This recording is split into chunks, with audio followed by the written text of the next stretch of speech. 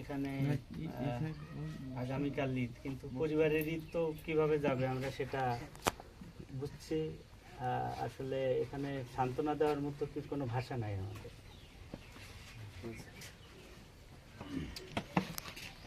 কিন্তু আমরা স্বাভাবিকভাবে ফিরে আসতে সময় লাগবে, তারপরেও স্বাভাবিক এটা নর্মাল লাইফ একটু সময় নিয়ে আপনারা একটু এ বিষয়ে একটু দেখেন। আমরা নর্মাল লাইফে যাতে ফিরে আসেন, যারা পরিবারের যারা মেম্বার আছেন তারা মন খারাপ হবে।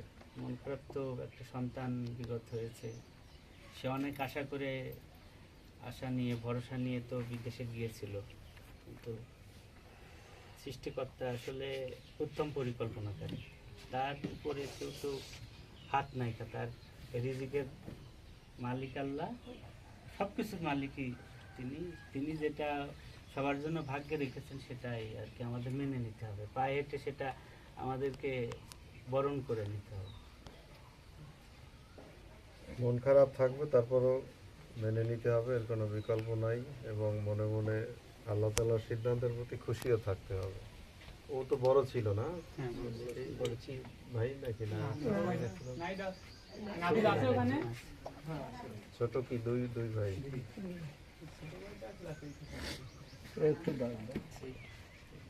আরেকজন ছোট, এর ছোট আরেকজন। এরকম লম্বা চড়া তো, এর থেকে একটু লম্বা হবে, এরকম গায়ে কাপড়।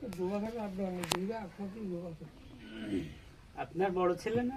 20 বছর রানি, ছোট রানি বেশি।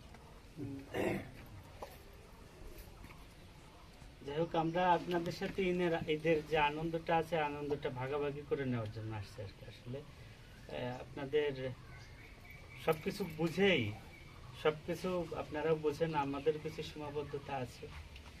আমরা আপনাদের সাথে ঈদের আনন্দ যেটা আছে সবাই একসাথে ভাগাভাগি করে নিয়ে ওইটা আনেন। আমরা